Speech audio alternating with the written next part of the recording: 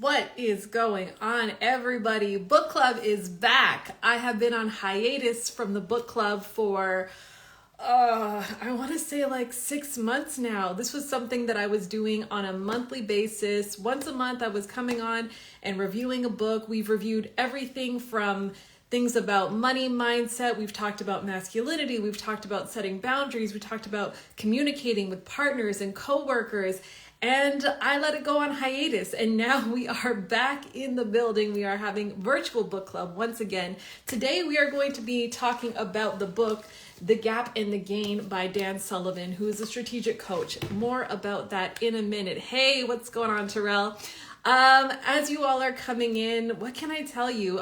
So for those of you who are new to me, my name is Lauren Morrison, and I am a certified personal and professional business coach.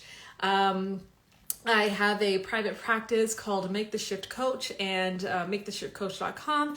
And I'm essentially working largely with women and even men of color in the workplaces or in entrepreneurship, helping them to find the next move in their careers, overcome limiting beliefs, overcoming some of the boundaries, barriers and boundaries that we've set for ourselves in order to, make more money, work less, kind of live the dream. Or whether it's entrepreneurs looking to scale their business without sacrificing their happiness or their time. So that's a lot about what I do. I'm also going to be, again, one of the things that I do is host these book clubs on a monthly basis because I love to read. I love to read. I love to gain knowledge. You can't see it right now, but my bookshelves are stacked. And I was like, why read and absorb all this knowledge just from me? This is really stuff that I want to be able to share with people and to be able to talk about with people who are close to me, people who I admire, which really brings me to some of the special guests who are going to be coming on. I have Rome Green Jr. from Dormtainment, who's going to be coming on. He also hosts the Comedy Trap House podcast and the Boss Talk podcast. So I'm really lucky to have him on because he is booked and busy. I'm also really fortunate to be welcoming Jared Brady on. Jared, of course, is my brother-in-law, but also he is he's an amazing musician, amazing artist. He just came back off tour. They just had 2 babies. So the fact that I can even get him on here for a little bit is just really, really great. And I've always loved his perspectives and, what he brings to the conversation. And I couldn't help but read this book and think of Jared. And you'll find out a little bit more why as we get into the book club. Also, I have yancychery who's going to be joining me. Yancy is a videographer, a video editor, as well as the host of the That's Exciting podcast, which is a really great podcast. So we're going to be talking more to, hey, Yancy is here. What's going on, Yancy? All right. In the meantime, though, my other special guest who always makes an appearance in my book clubs, of course, is my number one cheerleader, my number one support system, and shanboody is going to be joining us shortly to introduce this club. Oh, you're here. Hey. Jared, mute your thing. You're making it weird. Gray's here. I haven't everybody's so here. Hey, Ziya's here. What's going on? Herself, Lauren. What? Reclaiming my time. Rye's here. The whole family's there. Nice. What's going on? It's going good. How are you doing? Good. You look like you had a busy day today. I did have a busy day today, but I'm really happy to be de-stressing. Jared, go away. Gosh. Okay, I really wanted to talk to you about the gap and the gain because I feel like I'm living in the gap. And what I think is so great about the books that you choose is that whether or not you read them or not, you can still benefit from learning from them in like from the title in itself. Right. So what does it mean? What does the gap and the gain mean? And why did you pick it as book club? Okay, so the gap and the gain. So essentially what the gap and the gain is all about, Dan Sullivan basically says that high achievers have a difficult time finding happiness regardless of their achievements. So you often hear about like CEOs who are depressed, or like you think about artists who are, fighting addictions or whatever, looking for escapes. And you're like, if I am attributing my happiness or my success to attaining goals, and these people have attained the goals that are far beyond even my expectations, why aren't they happy? And what Dan Sullivan's basically saying is that that high achievers have a difficult time finding happiness in their achievements because they're constantly measuring themselves against an ideal that they have for where they want to be. The problem is that every time they accomplish something, that ideal moves along with it. So there, no matter where you are, there's this feeling of like, yeah, but I'm not there. I haven't done enough. I'm not, I need to do more in order to be successful. And that's the gap. And what Dan Sullivan is saying is that the key to happiness and the key to confidence is really looking at your progress, reminding yourself of where you've come from to where you are today, because that is the gain. And I think you talk a lot about this too, Shan, where you talk about confidence, or, you know, about connecting the dots, looking backwards, right? Versus looking forwards. Because when we look forwards, it's always like, we're not there, without really appreciating where we are today. So why the gap in the gain for me now was because I went through a few months of like really being down on myself earlier this year, just feeling like I was failing, feeling like I wasn't doing well. I launched something that in my mind, I was like, oh, this is going to be like my 6-figure business idea, whatever the case is. And it ended up being 4 figures. And it was like really wanting to rewire my brain around what does success mean to me? And that's why The Gap in the Game was such a timely book for me, and why I felt really passionate about it. And it's funny because it was really relevant then, and then I was in a really good place. And then now I'm finding like I'm slipping back into the gap again. So it's a good time to be like, you know what? I need to like bring everybody on board and remind myself and everyone else that we could be looking at the gain. Is it a choice or is it a change? What do you mean by choice or change? Do I have to make active changes in my life? Embrace. I think we all want to be in that space, like embracing more positive and more positivity thinking. So do we just choose to live in the gain, or do we have to make changes, like real changes? Because I saw somebody saying that in the comment section, like, oh, you're my distance. And like, we all kind of feel this, but despite feeling it and wanting it, we're not really living it. Yeah, I think it's definitely the choice to change our mindset. It's a choice to change how we define success for ourselves. Like, do we define success based on things that we maybe don't have yet? Or are we defining sex like remember how when we were talking in the hospital and we were like, remember that there's a version of you like 15 minutes from now that is like on the other side of this labor. And it's like, there was a version of you before, like a year ago, that thought to yourself, like, if I could just have X and Y, like I'll be so happy. If I could have, you know, whether it's this many followers, or if I could have these kinds of opportunities, or if I could be living or making X amount of money per month, then I know that I'm going to be happy. And then it's reminding yourself that the choice to remind yourself of how far you've come against that goal versus constantly being like, yeah, but I'm not there. So I think back to like maybe even a version of yourself, Shan, like there was a version of yourself eating chicken nuggets for life, you know what I mean? And it's like, what did you, like, if you would have thought to yourself, like, if you could look at a picture of yourself today, you would look at that and be like, fuck, she's so successful. She's so lucky to have those things. And it's like living in that and being like, yeah, I am successful. Like I am, yes, there's more that I can do. There's more that I can expand on, but that doesn't mean that I'm not successful today. And being the gap in the game isn't necessarily about not looking to achieve more, but it's about expanding on your existing success, expanding on your existing happiness. But it's the acknowledgement that that success exists today.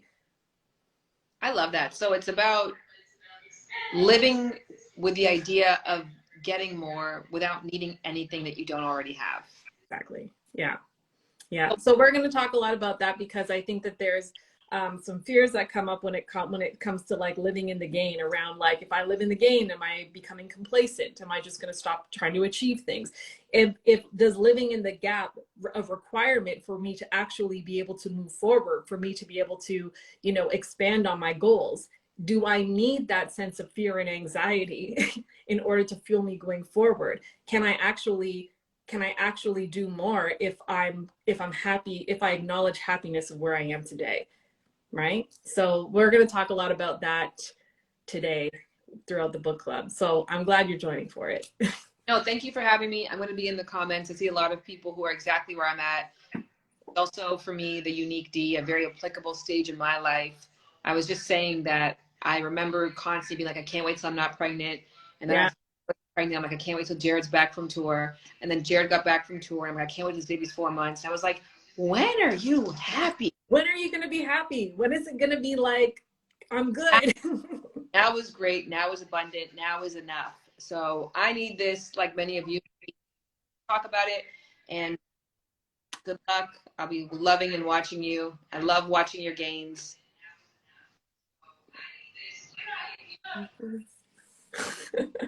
All right. I'll see you soon.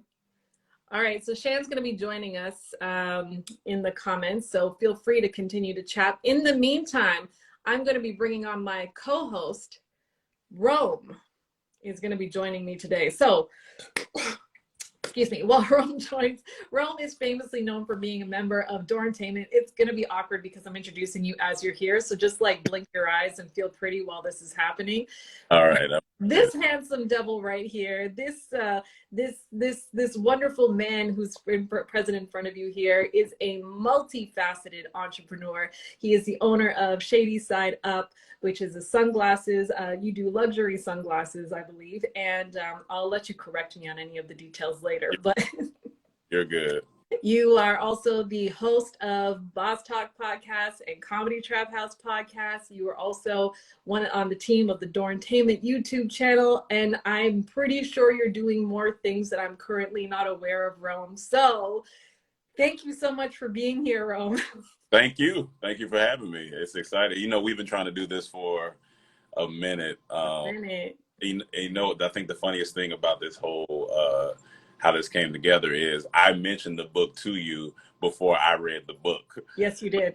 You did. You absolutely did. We were at Shan's house and you were like, yeah, because, you know, I'm like reading this book and it's all about the gap. And sometimes we measure ourselves against gap. And I was like, wow, I never thought of that. So I went and I like immediately got the book, absorbed the book. And I was like, Rome, I read the book. We can talk about it now. You're like, here's the thing.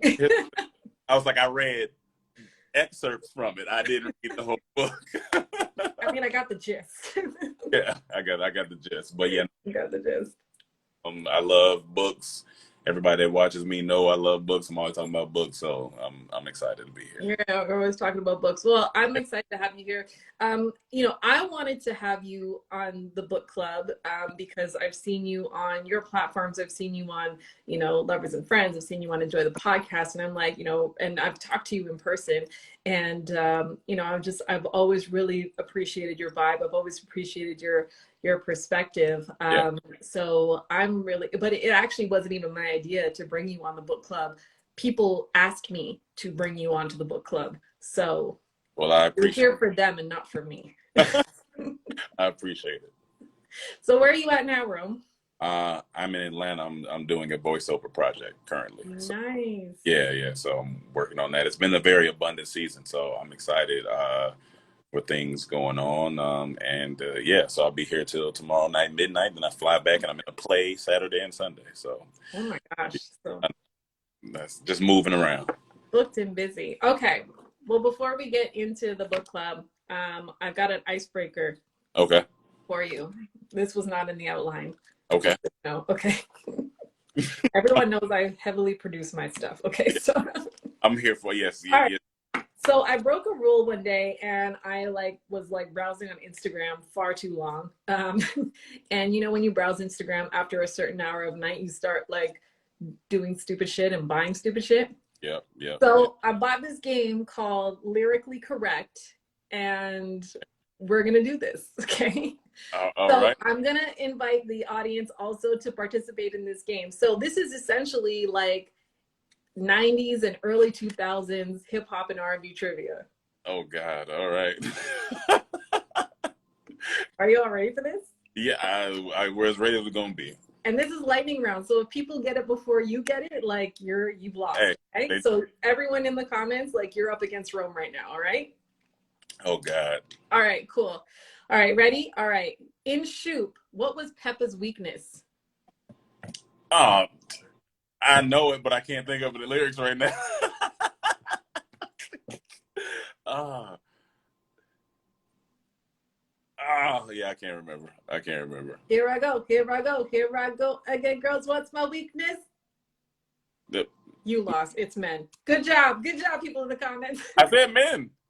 I didn't hear you. They said men We first. said it at the same time. Okay. Jodeci will give up their money, their house, and their cars for what? What song? What song? Because my thing is, I'm trying to think of the. I always think of. I'm trying to think of the beat. What song comes in and it pisses me off because I can't think of it right. Jodeci will give up their money, their house, their cars for what? Love. I'm actually not a Jodeci fan. A Hit of You. Good job. Who's that? She is Bree. Good job. Good job. Good job, guys. All right. All right. Okay, last one, because you suck at this. I know. Music Soul Child. Music Soul Child was convinced it would be all right, but how are things now?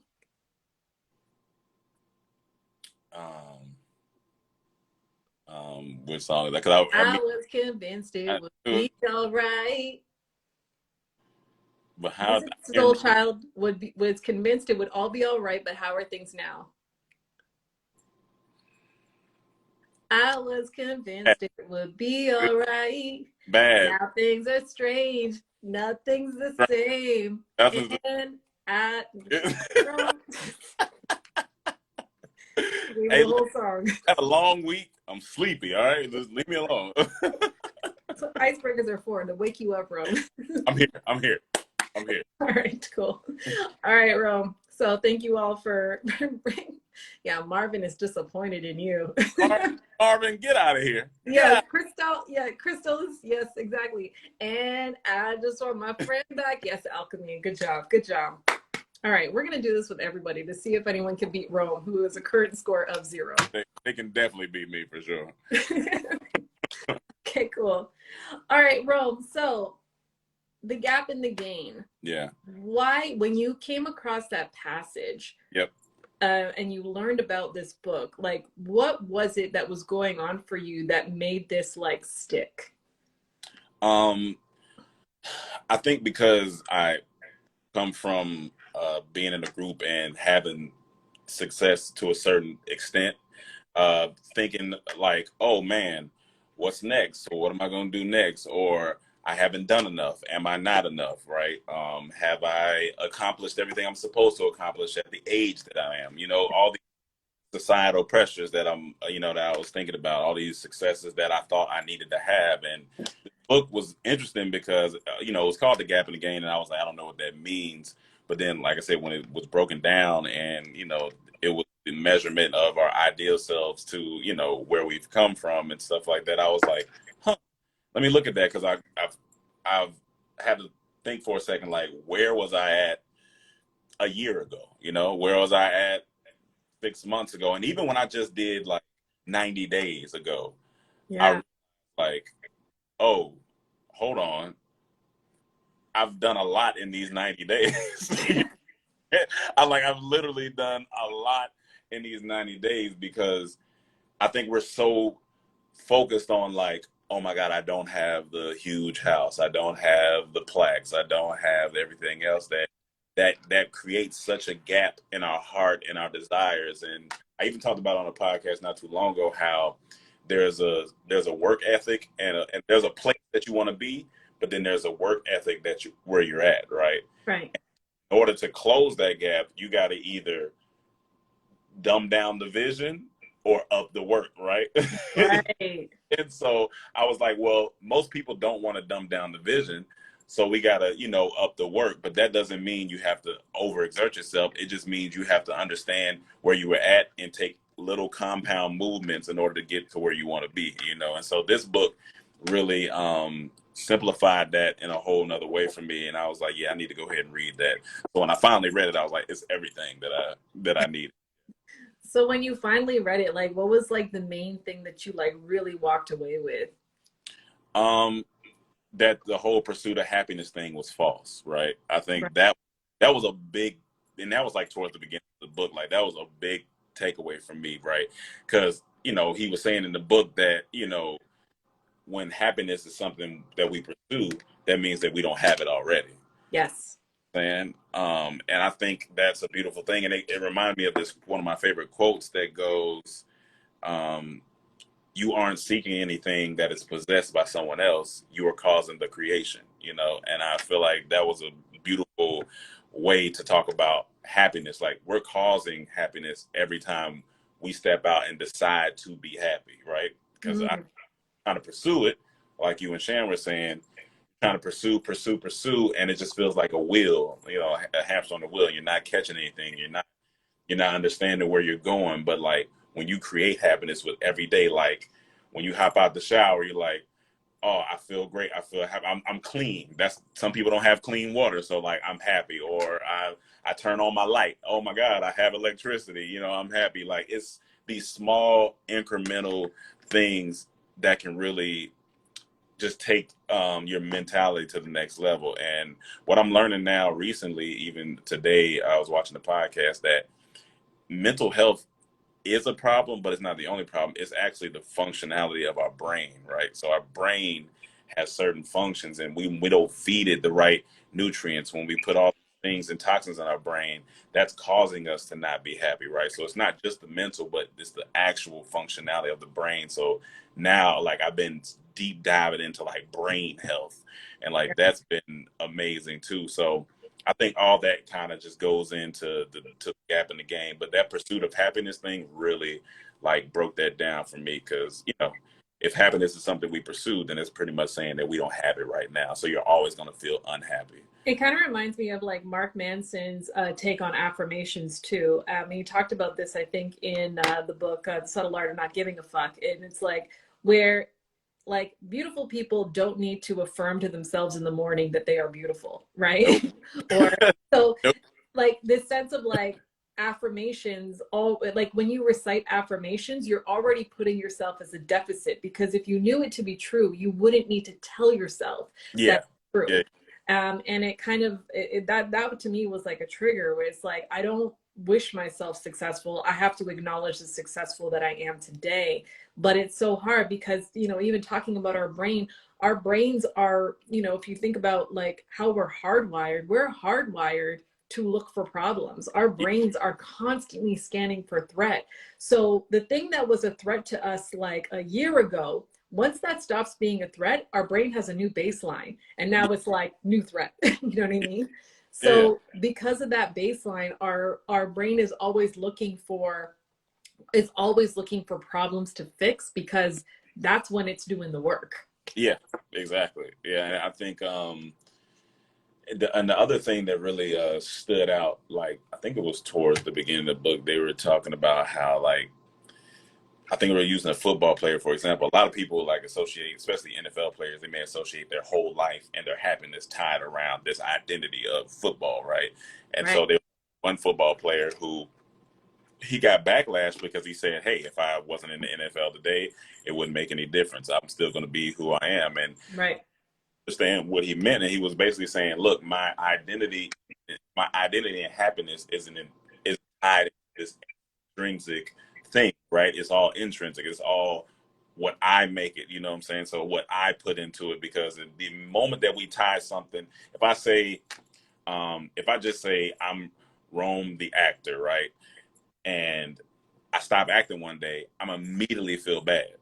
because that my whole thing in it, you know what I'm saying? But if I'm just Rome, the person who enjoys creativity or enjoys doing stuff, that's forever, it's forever flowing, it's forever going. And I say you can't tie your identity to these external things, because that's going to cause a gap. That's going to cause you to feel like you're not moving to where you need to be moving. So I think that was another like big thing that stood out to me, is everything our pursuit of happiness comes, or our happiness comes from the intrinsic things that we attach, to those certain things that we do in our lives. And how we define success too, because Yeah. Rome, are you successful if you are not doing podcasts? Yeah. Or are you successful when you are like changing, like when you are, you know, giving information to society in one way, shape, or another. So are you successful if only if you're scoring touchdowns? Yeah. Or are you successful if you are, you know, if you have freedom of time with your family and friends? Like it's changing that, it's changing the paradigm of how we typically view our success, where we view our success based on hitting specific goals. And I loved how this book really talked about, it's not to say that goals are bad. Goals are great, but goals Yeah. are really supposed to kind of illuminate the path to where it is that you want to go, to a place where you're expanding on your existing happiness, Yeah. versus goals being something that you tie to your happiness, Yeah. right? You know, it's kind of like cooking, right? So like if you're hungry,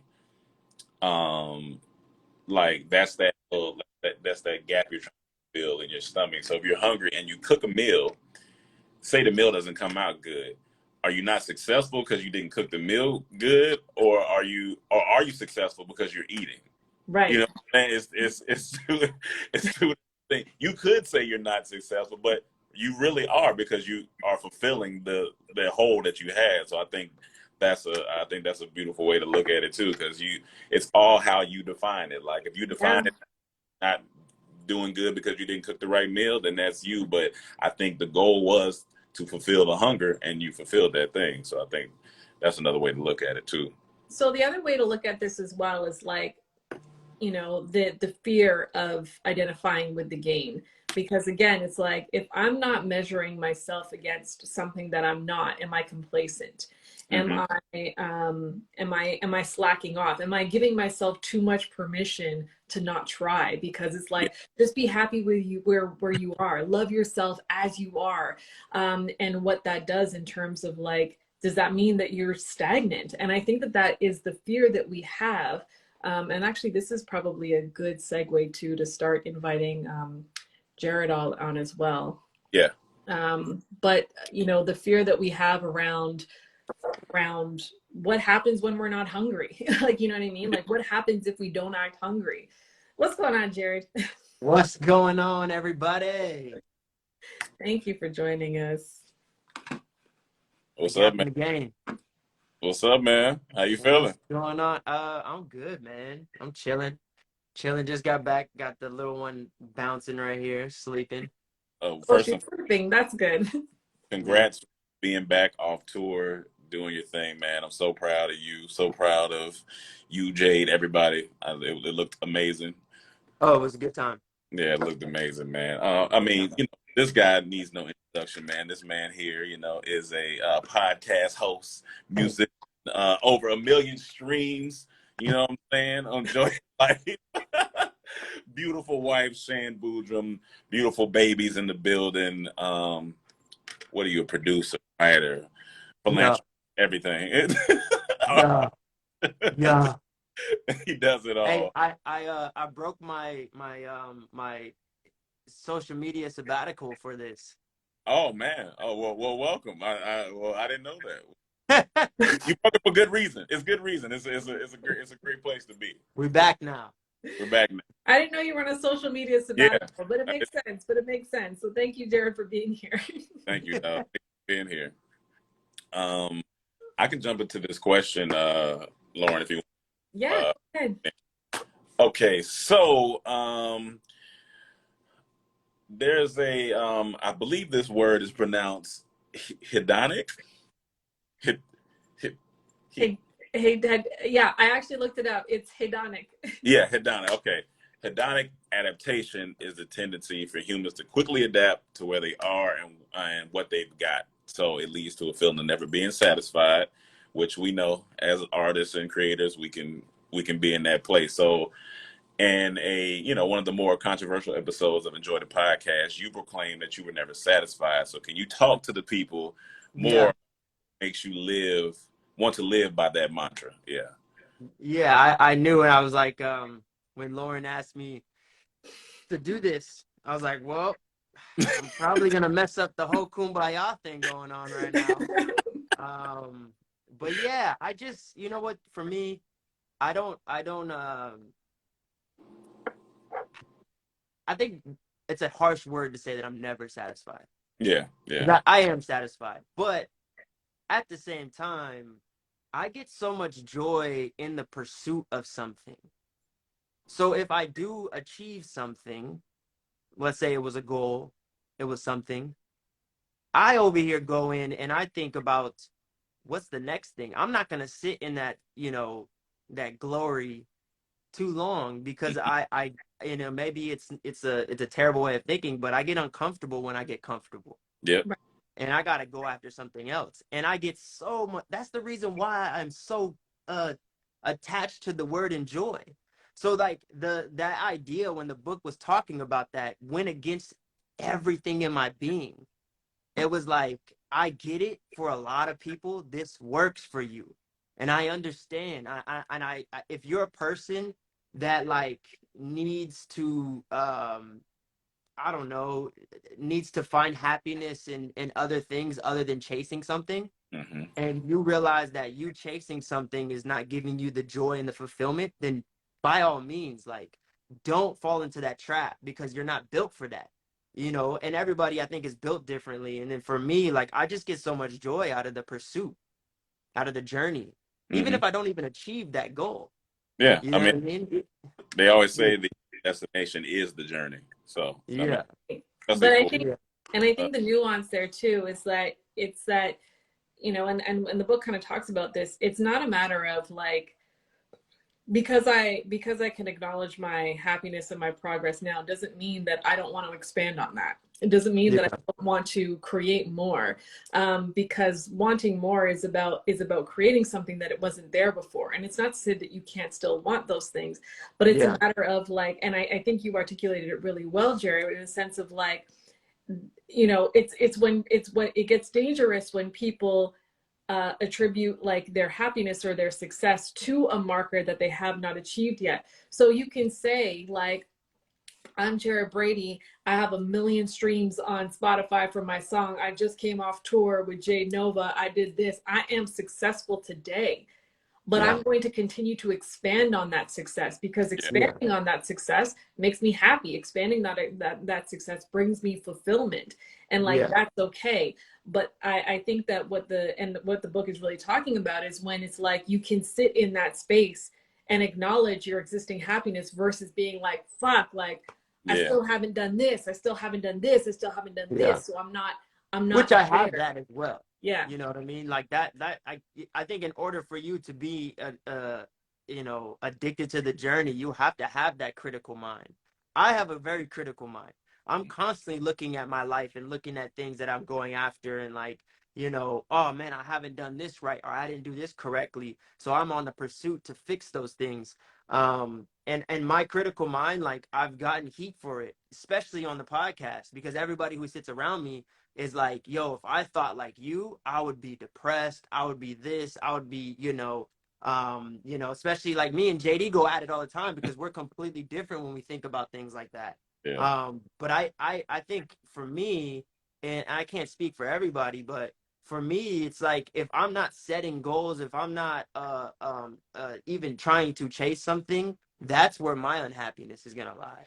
Right. Mm-hmm. That's where my negative uh hey that's where my negative thinking is gonna come into play. um and so yeah, and that's what I don't know, maybe I have a crazy way of thinking at or looking at things, but that's just the way my brain works. I don't think it's crazy. Yeah. I think it makes sense. And it's like, again, like Jared, you're a high achiever. And a lot of like, I know Rome's a high achiever. I know I'm a high achiever. I know a lot of people that I associate with are high achievers. And so I don't think that but I think it's kind of like that delineation. It's like, it's not one or the other. You know what I mean? Like, Yeah. Yeah. it's a matter of like, I can be happy and I can still strive for more. I can be happy. I can believe that I'm successful today, and I can still continue to expand on my goals. I think that to me is kind of the nuance, and I'm trying to get my head wrapped around it myself, because like even today or this week, I've had I have been exhausted by battling my own brain, Mm, because my own brain, my scripting tells me that if you did not meet your expectations, you failed. Mm-hmm. You are a failure. Like, kind of like what you were saying though, Lauren, is like, can both of those be true? Yeah. Can I be a Can failure? both of those be true? Because like I can acknowledge that that's the way my brain works, right? If I had set to do a goal, and let's say I don't hit that goal, there's a part of me that's like, I'm going to cross correct and figure out where I did wrong because I didn't achieve it. In some sense, I did fail, but I don't think that's a bad thing because you're gonna learn from it. You'll But learn it's from it. But I think that You that's know, part of the game, is like to say like, okay, I failed and that's okay. But yeah. it's like, it's not to say like my level of failure like has gotten like this week has gotten to like, maybe you shouldn't be doing this anymore. Maybe uh, you should just be like out. Maybe you should just stick to what you know. Maybe you're not built for this. Like that's where my head goes. And it's like I have to like, in order for it to not like stop me and just be like tap out, I have to rewire my brain to start to be like, okay, no, no, no, no, no. Look where you are compared to look where you thought you like to like, regardless of what you made this week, that's more than what you would have made if you didn't do this at all, right? Like, And I, that's something. I think about that when we first started our sunglasses company. At first, I would have those like weeks or months where sales might be slow, and I'd be like, "Why this? There was no point in me doing this." But then I look and I'm like, "Well, technically, even if I got one sale, that's more than I would have ever had." if you Right? didn't have the glasses at all. And Yeah, that's hard. That's hard to do because yeah, in your mind, you're just like, I'm going to put these out and everyone's going to buy them because yeah, I'm fucking Rome. yeah, And then it doesn't turn out that way. And you're just like, shit, maybe I shouldn't have done this versus, but it's like, it's that conscious rewiring. It's that choice to be like, no, no, no, no, no. Like, look at your progress. And I think about so many people, like, I think about like Jay Shetty, for example, who would yeah, post like photos of him speaking to a room of like 10 people. You know yeah, what I mean? And it's like he could easily have looked at that and been like tapping out, like if only 10 people are showing up. So it's hard. And it's not to say that I don't acknowledge my failures. It's not to say that I don't assess like, where did it go wrong? How can I do better? I'm always going to do that. But it's about like, how do I not like fucking beat myself up so goddamn much to the point where it's like, maybe you just shouldn't be in this arena at all. yeah. I think too, what helps me is like I set myself up for success, right? So I used to have this thing where like I would have a to-do list, and that to-do list would be like 10 things long. And if I ain't hit those 10 things, I'm like, waste of a day. But but now I'm like, you know what? Why am I'm setting myself up for failure doing that, knowing I'm one person, one human with a lot of things going on. So why don't I just let's start off with 3 goals for the day. Well, let me ask you about that, Rome. Like, did you, because Yeah, the book recommends that at the end of the day, you record your 3 wins yeah, 3 and you wins. write down 3 priorities for the next day, and just 3. Yep. And this is something that comes up in every time management book I read. It comes up in like 4-hour work week. It's like, don't have big to-do list, have a 3 list. Like, is that something that you've implemented?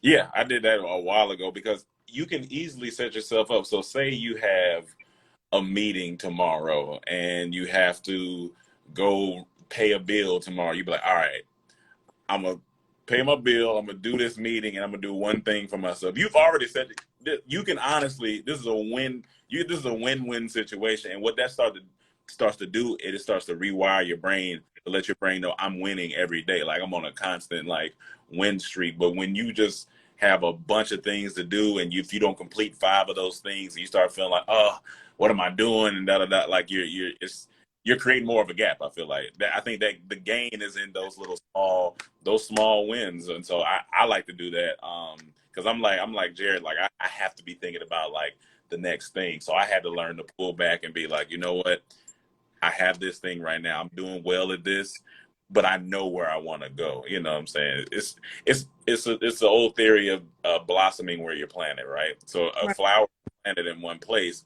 but that doesn't mean it still doesn't spring. You know what I'm saying? So it's a different way of looking at it. That's And it's nice. like, And it's like, is that scary? Like, Jared, if you hear, because of all the things you've got going on, if Yeah. you hear like, hey, Jared, at the end of the day, just write down 3 things that you want to accomplish tomorrow. Does that like invoke anxiety in you? No, not at all. No, not at all. Not at all. I think for me, it's like I'm a list person, so that's right up my alley. And I think if I don't complete those things, I don't look at myself, and this is partly why the pursuit is always so much fun for me, because I look at myself as somebody who's the sum of all of my decisions.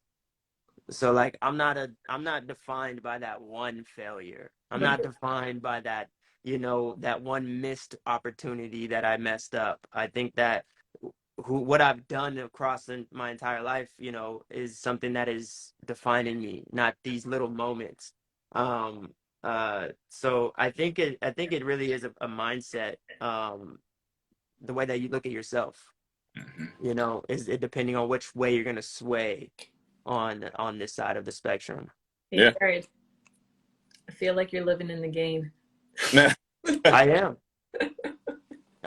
I just think people misunderstand me. Yeah. That's awesome. Jared, I don't want to keep you too long because I know that you've got things going on, but I do want to give you a chance to break Rome's record for the lyrically correct. Hey, but don't give me none of the things when I was like 8 years old now. That's what I'm saying. You was giving my problem that you are younger. Like, yo, okay? I was like literally in the car seat when this came out. How am I supposed to know the lyrics to this? You know the lyrics, Jared, okay? All right, give it to me. All right, ready? And the audience, you can play too. So for anyone who's just joining, we're doing music trivia from the 90s and early 2000s when Jared was not in a car seat, so he can fairly play this game. Okay. Yeah, you didn't get at the wrong though. Yeah, she didn't get at me. Okay, first of all, I did. Everyone knows the Shoop lyrics. All right, it's Salt. When did Shoop come out? When did Shoop come out? It came out in the 90s. What? I'll probably 90s. I was born in 91, Lauren. Okay, Jared, they still play it in clubs. You don't have an excuse. I don't understand. All right, anyways, I need to like revisit who I'm inviting on these book clubs. All right, Jared, and anyone in the chat, you can play too. Try and beat Jared, all right? Or Rome. In Sweet Lady, why can't Tyrese play it cool? Sweet lady. Sing the wrong part. Why can't he play it cool? Yeah. Any other day, can you give me like part play it cool, but I can't now. Because I want you. Thank you. Why can't he play it cool? Because he wants you. Yeah, because he wants you. All right. Los is in the building, and I'm expecting more from you, Los. What up, Los will get it right. All right, let's see. All right. What did Jaheim forget? I'm gonna go ahead and call a friend. Let's go with Los. Los, comment what the answer is. What did he forget? What's the question? What did Jaheim forget? Jaheim forgot. I forgot to be. I don't know. What did he forget? I forgot to be a lover. Oh, you guys are. Nobody know that. Yeah, I don't even know how the song goes. Thank you. People in the chat know this. All right, come out like in the 90s or? Yeah, thank you, Shan. You got it. Everyone knows this except for you two. All right, last one. Look at all the people in the chat. They just know the answer. Oh, of course they know it now. Of course. Yeah. No, there's a delay, Rome. All right. I'm gonna ask you a question after this, Lauren. You gotta play the trivia with us. First of all, I'm going with the cards. We gotta play trivia. This is my goddamn show. Okay. All right. Last question. What shouldn't you do if Monica just wants to be all alone? You think I was listening to Monica? I'm gonna ask you that a serious question. Is that a serious question? What should you do if Monica just wants to be all alone? Thank you, Shan. Shan got that one. I didn't even Don't feel take right. it personal. Okay, last one, I promise. It's Chris Brown. Jared, you have no excuse. Okay, all right, that's better. You're getting in my alley. I don't know. All right, cool. I wasn't driving to work listening to Monica. Okay. Thank you. All right, last question. How long ago was it that Chris Brown saw the hottest chick that a youngin' ever seen before? Is it A, about 10 minutes ago?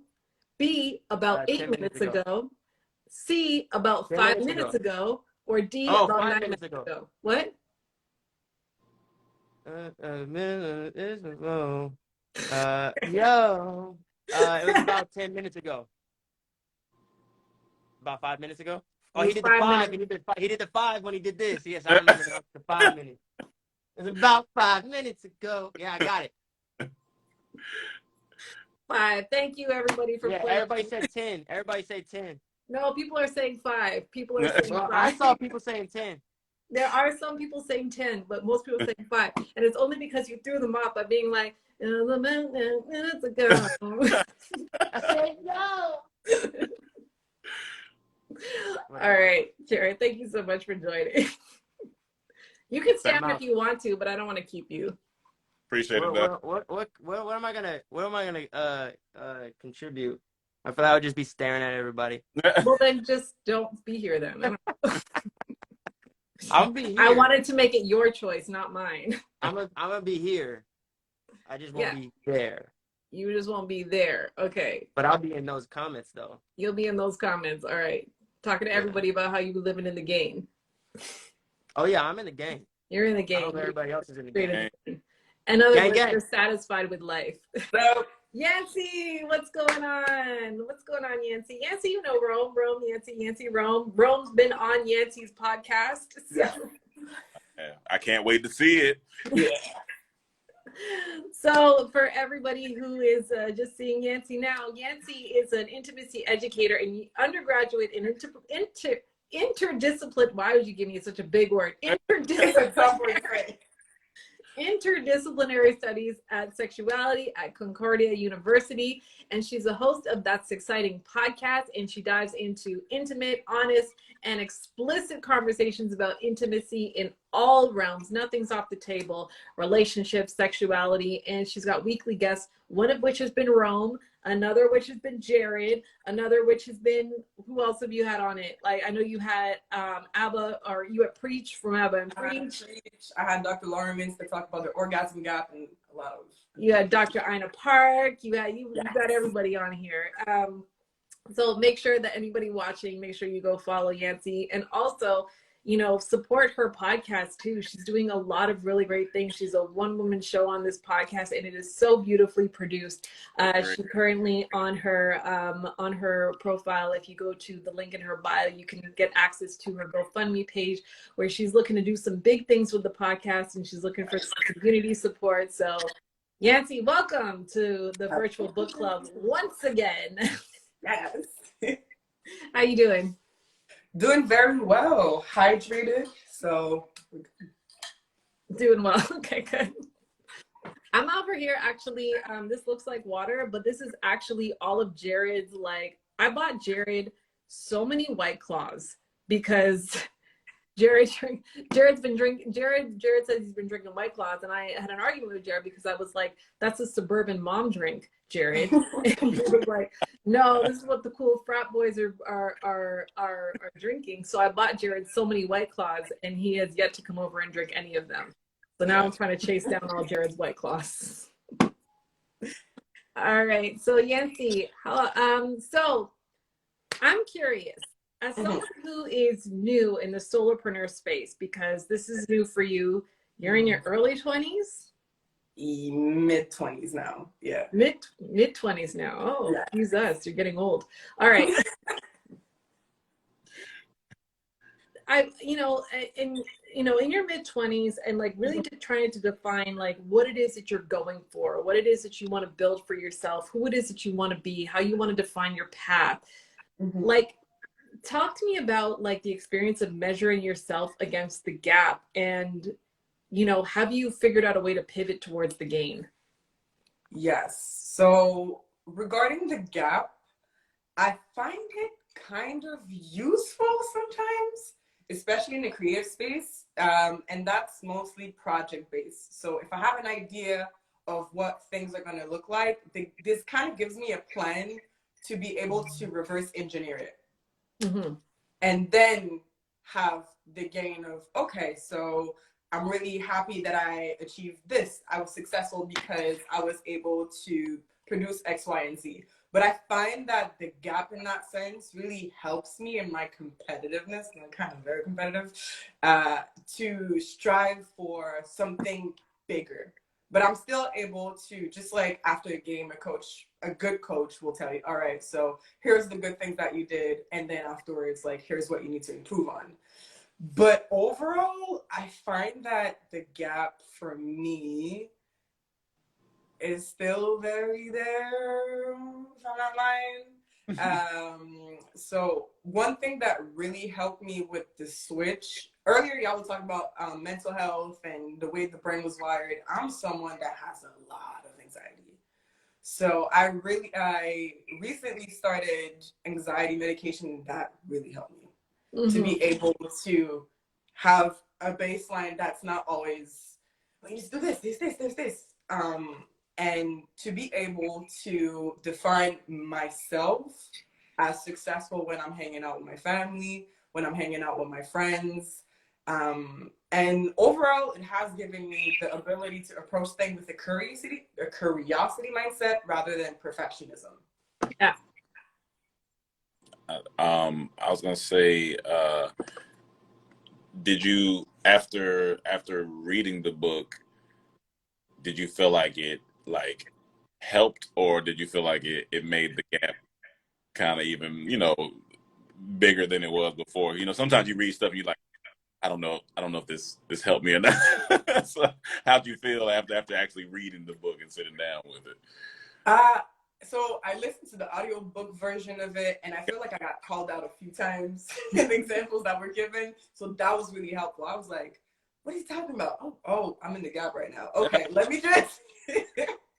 So I feel like it's helped me with the overall vision of what I want to do, because I'm like in this middle ground of, well, I do video editing for a living, but I'm also like striving to be a sex educator, and I'm in university. So all of that change needs to have, you know, celebration of the small wins, redefining what success is. Yeah. Otherwise, I'm always going to be unhappy, right?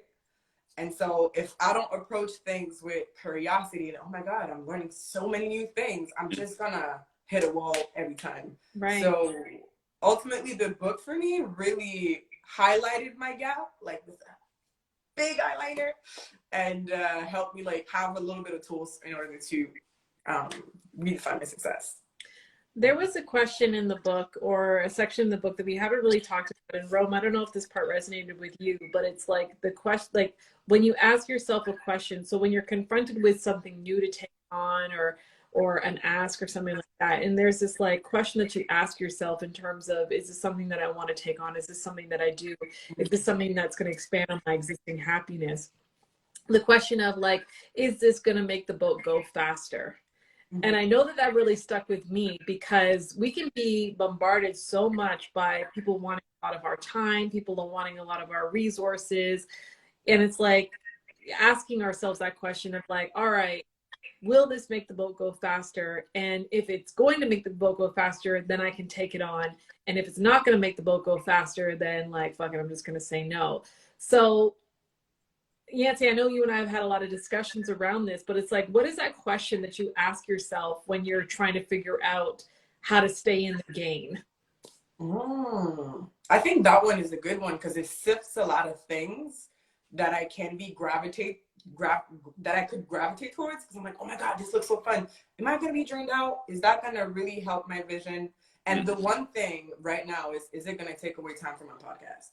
If that is the answer, and it's not a reward or moving the boat forward, I'm like, you know, no, I'm good. Yeah. I think that, I mean, this is in another book called Essentialism, but it talks about the pursuit of less, and so it easily helps you like identify your value. So easy to when it comes to like the gap in the gain, easy to identify when it's easy to identify those values. It's easy to eliminate those things that are not going to put you towards the gain. You know what I'm saying? It's easy. All right, like you said, my podcast is my value, my priority. Then everything else that doesn't align with that thing is just going to put me in the gap, and I don't need that. But if I part of my podcast, then it's going to help me gain. So it's easy to tally up those gains when you have a pinpoint focus. So I think that's really good that you. Yeah, when you kind of define that destination to kind of say like, this is the direction my boat is going. Mm-hmm. Yeah. And if it's not going to make the boat go faster, then I can't take it off. And that's hard because it means putting up boundaries. It means kind of protecting, it means protecting your path forward.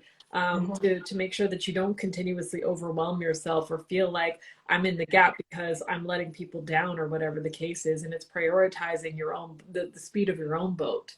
Yeah. Mm-hmm. So Rome, like, where's your boat going right now? Oh man, my boat.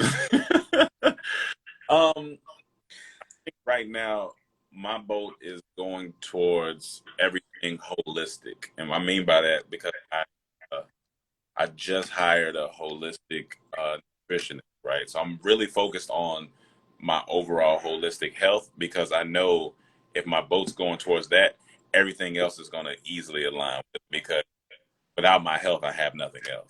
So I'm really dialed in. That's why I've been focusing on the brain. I'm really dialed in on what's going internally because I've come from a history of like different, diabetics and all type of stuff like that. And I was like, you know what?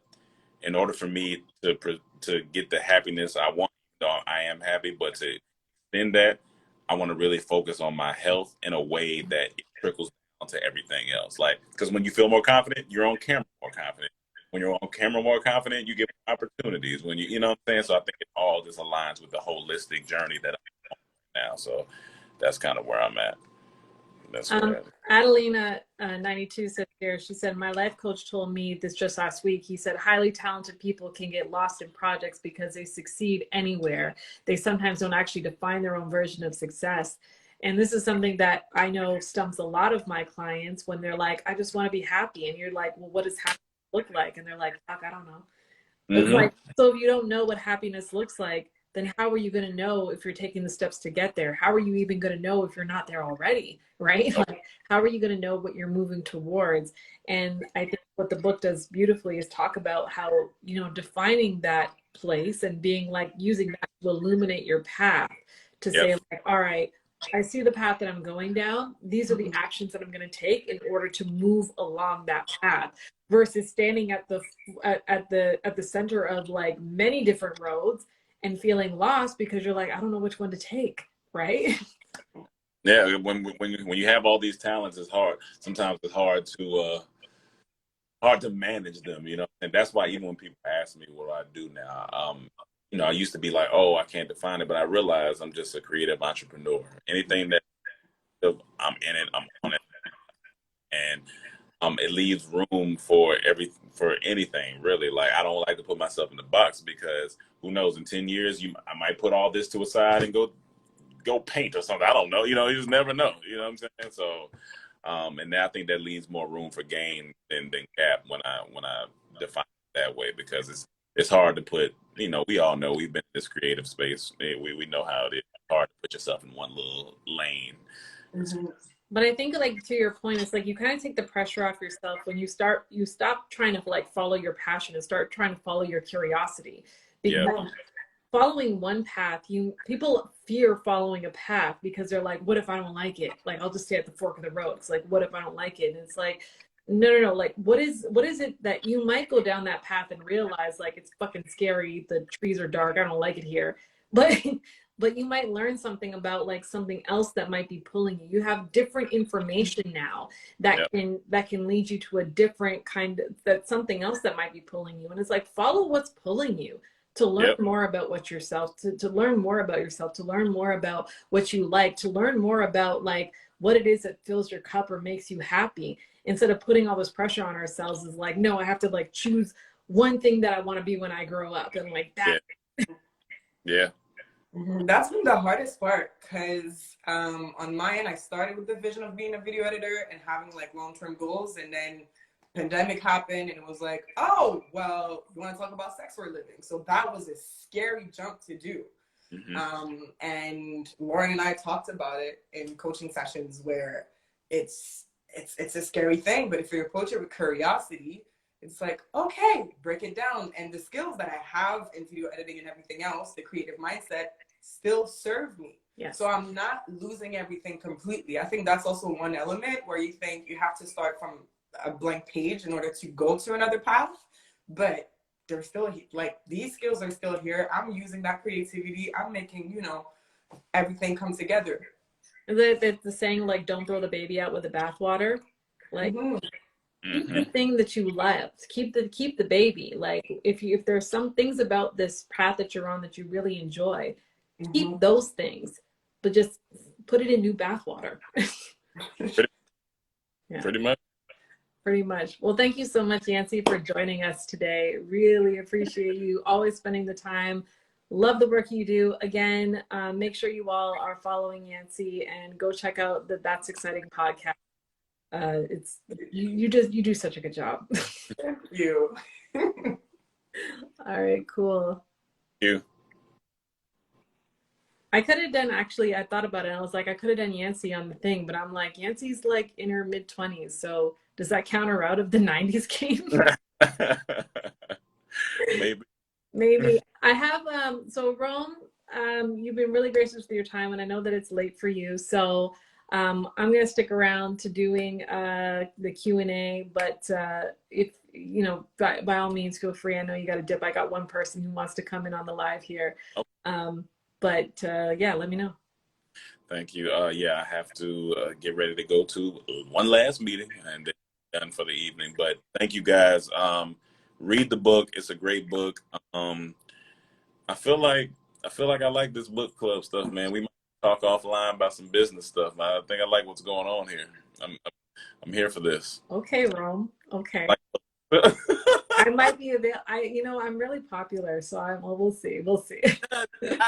I'll call you. You'll be all right. Don't you dare. Don't be like, you'll pick up. It's fine. I know the truth. You're so busy. I'm so busy. I have so many meetings. I'm not sure if I can keep track of yours. No. It was a great. Thank you for having me. And everybody, check out their book and live in the game. Yeah. Thank you so much, Rome. Love having you on. Love talking to you. Make sure that you're home in next week, Saturday, okay? Yeah, I'll be home. All right. All right. Talk soon. Bye. All right. So I asked you all in the comments if anyone, I'm going to stick around in case anyone has any questions. If you would like to be joined. Oh, hello. So your name is Kevin Wade Jr.? Yes. Does Kevin Wade know about this?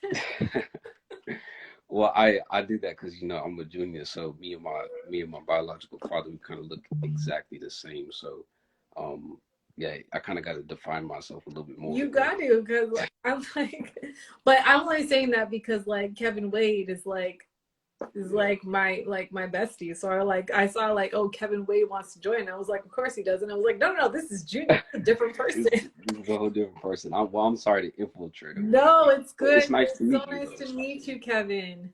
Yeah. So what's going on to you today? Nothing much. I don't know. I guess the whole thing as to why, because you probably wondering why does he have his whole name up there? But I'm an actor, so I dibble and dabble in acting as well. Well, full time, I guess. But yeah. So it's kind of everybody has to know my name, my full name. I love it. I love a full name. Yeah, I love a full name. But I actually, what Ron was talking about before, because I commented on a little bit what he was saying. I think I totally agree with what he was saying about the whole us as artists, right? We kind of it's a small world, but yet it's such it's so like closed in, as I would say. Not a lot of people understand like artists working what we do, but I don't think they understand like the stuff that goes around it about how our thoughts think. And what Rome was talking about how like um he doesn't want to put himself in a box. Right. And I think, and that's why I agree with it, because I think our decision of, or no, other people's decision of who we are made has already been made by like them. But then our decision of who we are is constant and it's ongoing. Meaning like a lot of people call me an actor, but I haven't reached that top, status yet. So it's like I'm still working as like super duper hard as possible to get there. And like people already call me like, oh snap, you're like big blah blah blah. You've done this, you've done that, but like I'm still, that process is still ongoing for me. So yeah. So what would need to be true in order for you to claim like the title of an actor? That's a great question. It's a, I don't know.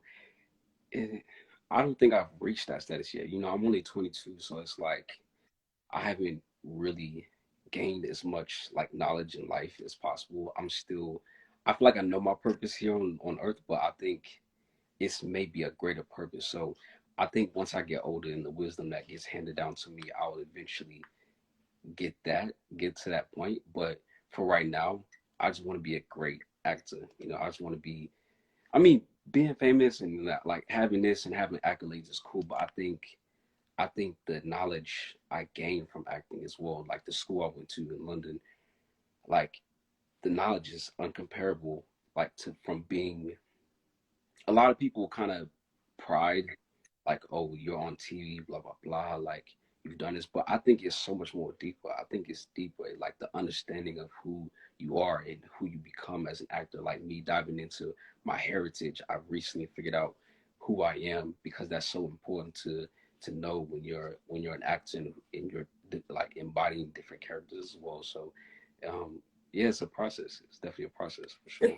It's a process, and I guess it's like, yeah, like when they're like, what credentials will you need to have in order for you to be like, I'm Kevin Wade Jr., the actor? I don't know. I'm not too sure. I guess for me to be acknowledged by another great actor. Okay. Has made it for sure, like a Denzel, or somebody dancing Idris, somebody like that maybe. But yeah, other than that, I guess I'm pretty. I'm still in the progress. It's still working. Still working on it. Yeah. But if I say, I'm like, Kevin Wade Jr., you're an actor, what are you going to tell me? I've I've I've learned to like be like, okay, yeah, I'm like, oh, thank you, because usually it's so hard to take that compliment, because it's like, it's like somebody calling you uh a sharpened pencil when you're not sharpened yet. Well, let me ask you this. And I don't know if you're ready for this. You're just like, this is intense. I don't want it. Yeah. But think about, I'm curious about, because you said you've been in TV shows or whatever. Like before, when you first had the thought of, I want to be an actor, like, what did you hope that you would achieve? And have you like checked off those boxes? I definitely checked off those boxes. Okay, Kevin Jr. Now we're living in the game. Yes, for sure. I think also as well too, like us as humans, we kind of want more. Like I think that's my issue. It's like it's a never ending process of wanting more and like wanting to do more. So yeah. But for now, yeah, I definitely did check off the boxes. First film done, first lead in the film done. Um, yeah. So I like what I'm gonna the light side. Okay, I said it. I see it now. It's hard for me to read. Look, no point. It's still pencil. It's still a pencil. Yeah. So it's like, is there? Can you call yourself an actor even if you're not an Academy Award winning actor? Right. Yeah. And that's the question for a lot of people, I think, and that's why I told you before, the the way that people have shaped me, well, not just me as an individual, but the way people shape me in their vision, like my family. I mean, you know, they'll always bring me back to the ground level. They're always going to keep me grounded. But my mom is like, she's like, oh, you're an aspiring actor or whatever, you know. And that's, you know, sometimes like, I'm like, man, that's true because I haven't, I don't know.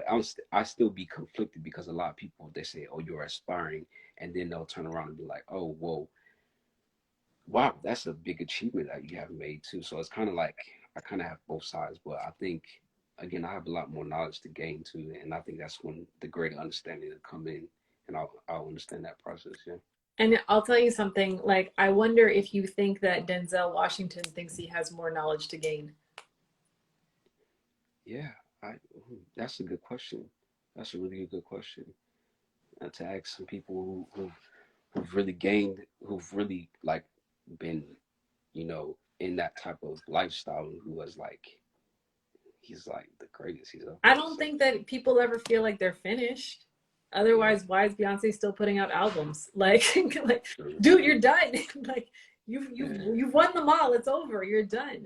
But again, it's a matter of like, can you appreciate what you have achieved, and mm-hmm. is it potentially what you hope that you would achieve? Like, if you could look at yourself like 5 years ago and had a flash of yourself today, would you look at this person and been like, yo, yes, like I want, like, if I Yeah, could be that version of Kevin Wade Jr., I would feel like successful. If I had been in the things that I had been in, achieved the things that I've been in, I would feel successful. With the 5 years ago version of you, look at mm-hmm. you today and been like, man, if I could just get there. Yeah, for sure. I, but I mean, enough about me though. Like, what about you? I think I know you're the Q&A so it's like, you know, I want to know what, like, you know, yeah. Well, what was Oh, your cue? oh, sorry. I was like, well, I want to flip the script and turn the camera on you because I don't want to Like, be because too. it's your show, Kevin Wade Jr. Goddamn show. This is your show. This is your show. No, what's up? Um, What's your question? but yeah, I'm not too sure. What is your See, I hate when hate doing this to people, but what is your niche that you have, or what do you do? Yeah. Oh, so I'm a personal and business coach, and I mainly coach leadership. I mainly coach women, and mostly women, but also men of color, in the pursuit of their career. So whether it is, they're in corporations and they're looking for that next role, they're looking for like VP status or whatever the case is. I have a lot of focus on leadership, but also, individual creators, celebrities, content creators, in terms of pursuit of like that next chapter. So definitely, that is what I do. That is my niche. I myself have been a woman of color who has, navigated her way into senior executive ranks in a corporation, and understanding how difficult that is, and some of the barriers that we place on ourselves, you know, as people of color, trying to maneuver, and some of the things that we use to hold ourselves back, and the bar that we place on ourselves that the majority of the population doesn't place on themselves, because they've been fed different narratives, or they've been given different scripts. I don't know your life story, Kevin Wade Jr., but like, it's possible that you've been told that you have to work twice as hard, or you have to be twice as good as everybody else in order to get a shot, in order to get recognition.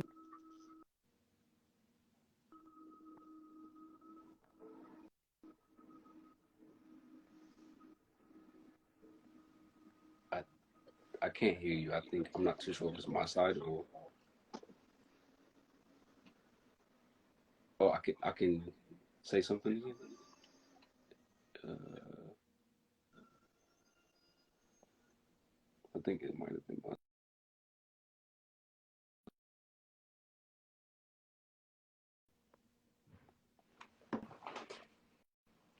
Yep. Say something again. No.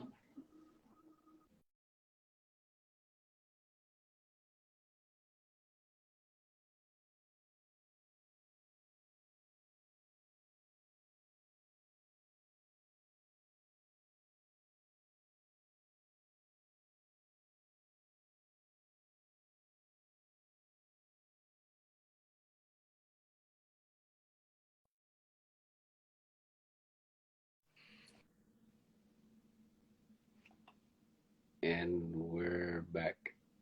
I still can't Still can't hear. say. I can hear you. I can hear you now. I can hear you Okay. now. Yeah. Yeah. Sorry. My husband got into my car and then the Bluetooth was like, "Oh, you're in your car." And I'm like, "No, I'm Oh, still here." gotcha, gotcha. I see. I see. But I hope that answers your question, Kevin Wade Jr. No, yeah, it definitely did. I think, wow, the way you worded that, it's kind of like you know, you would you're the painter who painted the Mona Lisa, but you're also the Mona Lisa as well. That's why the way you curated that image. That was beautiful. But yeah, because I mean, I think it's that was so perfect how you worded that, and I think it's just. Huh, I don't know. I'm baffled by that. I'm baffled by that question. And I think it's only because I'm so young. So I think I have a lot of knowledge in with to gain. So it's like conversation like these. It's normal for me, but it's also a lot to take in. So my bad if I'm a little bit more like No, it's a lot to articulate. take in. A conversation with me is gonna have you stumped. That's my job. Yeah, My yeah, job is to make people think, is to put people on the spot and force them to think a little bit differently and connect thoughts that they didn't connect before. That's a lot of what I do, and that's a lot of how we shine a light on some of the things that we didn't know are driving us. So I think that there's a lot that, like, our brains run so much on autopilot, like you don't even understand that your brain is making decisions on your behalf that you don't actually really agree with. yeah, But it takes work to actually shine a light on those things for you to decide, like, I want to rewrite that part of my brain and work on that in order to get it to be like part of my natural way of thinking. But it yeah, takes a lot of work, and the part of that work is actually recognizing that that blind spot is even there to begin with. Otherwise, we yeah. just drive right by it all the time, and we Mm, don't even realize that it's driving the car for us. So mm. that's a lot of the work I do. But that, yes, as a Joe Knows Pod says, like, it takes me a while because, like, the letters all together. That was Yeah, an amazing compliment. Thank you so much. yes, yes. And that's I think for my acting as well, because again this the school I went to was kind of like it was a little bit not to say get outish type type feeling, but my teachers, they were um so knowledgeable about just acting in general, and they're so poised at what they do. And like me jumping from character to character in general, it's so I don't know. It's become more so of a part of my life now. I guess you would say, because I still am a 9 to 5 outside of acting too. I still haven't developed into a full actor as well. Um, so me learning how to um, leave my job at my job was so crucial, because and I quit before because I didn't know how to do that. So I think that learning that skill through my acting classes as well with teachers who have who I've gained so much from, I think that's so important. And just exactly how you just explained, um, knowing yourself and being able to change that, knowing what's wrong and fixing it, and that's what I'm becoming. Like, it's weird. Like some days I might be like, oh, man, this is a lot. It feels like I'm in a castle, and I'm overwhelmed because I've built everything brick by brick. And sometimes you just get overwhelmed, and that's how I feel. And then some days I'm like, man, this is overwhelming. And then the next day, I'm like, man, I could have swore I just wanted to like quit acting like a day before.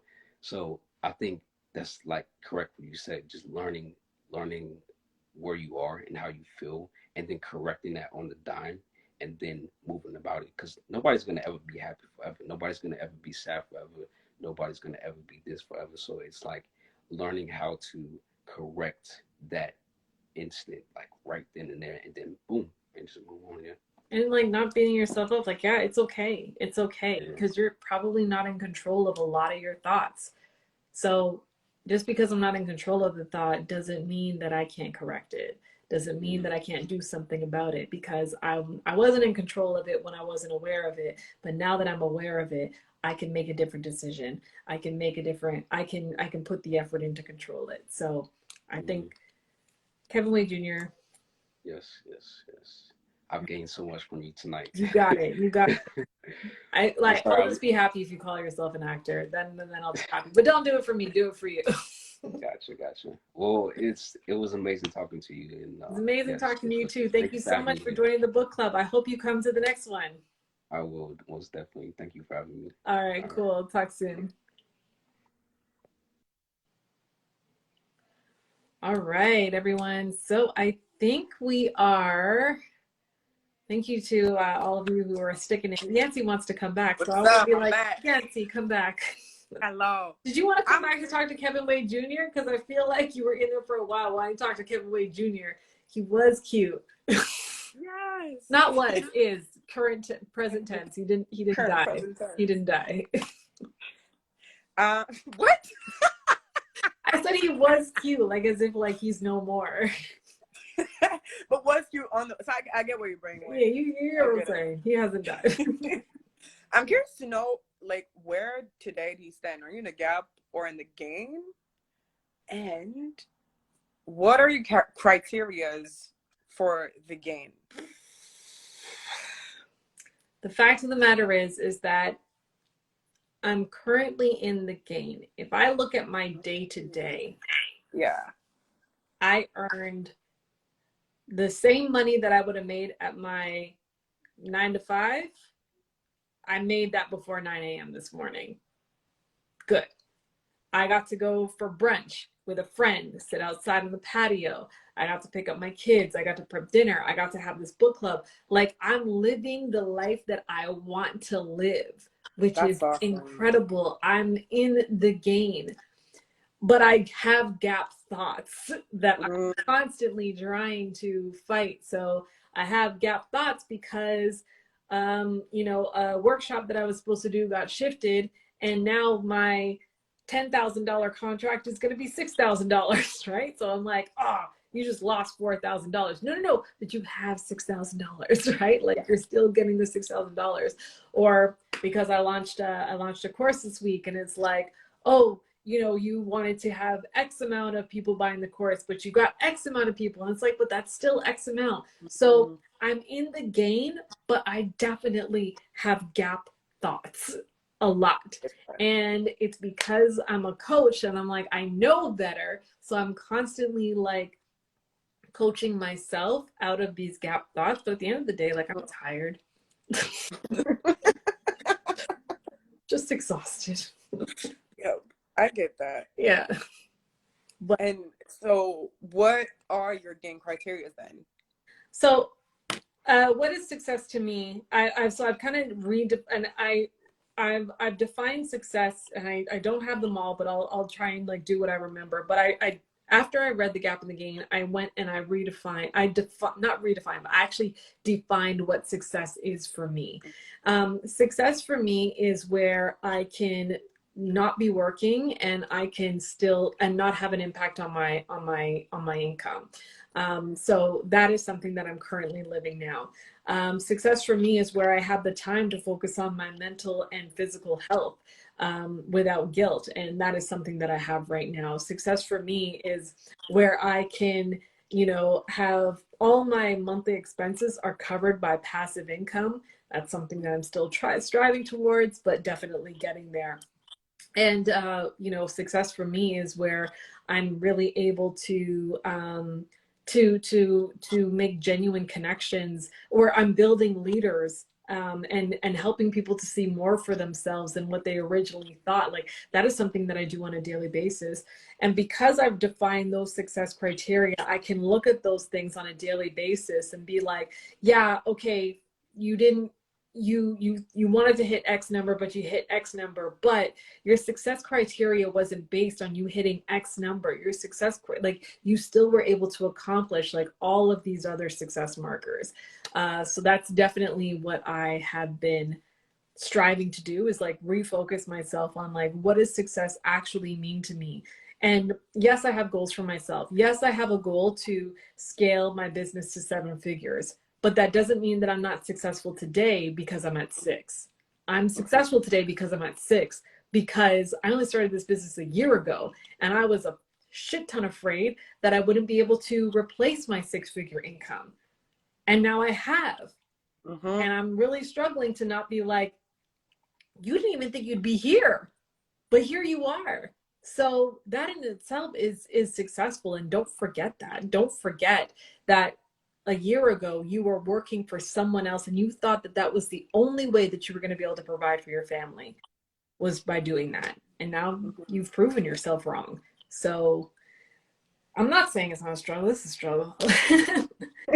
Yeah. It's a struggle.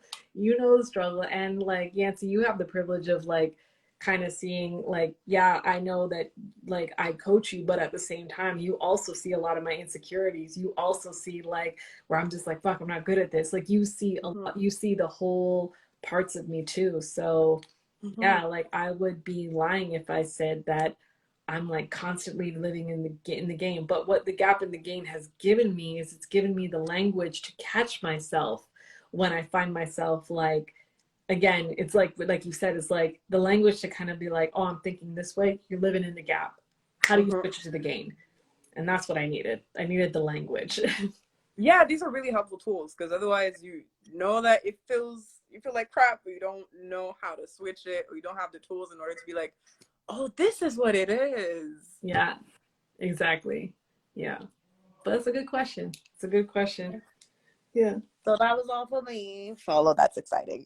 Follow, that's exciting. Exactly. Bye. All right, bye, Yancy. All right, that is all the time that we have for today. Thank you so much to everybody for joining this this book club live. Again, I'm looking forward to bringing this to you on a monthly basis again. I've had so much fun interacting with all of you and getting to answer some of your questions. And also special thank you to my guest host. Thank you to Rome for hosting this with me.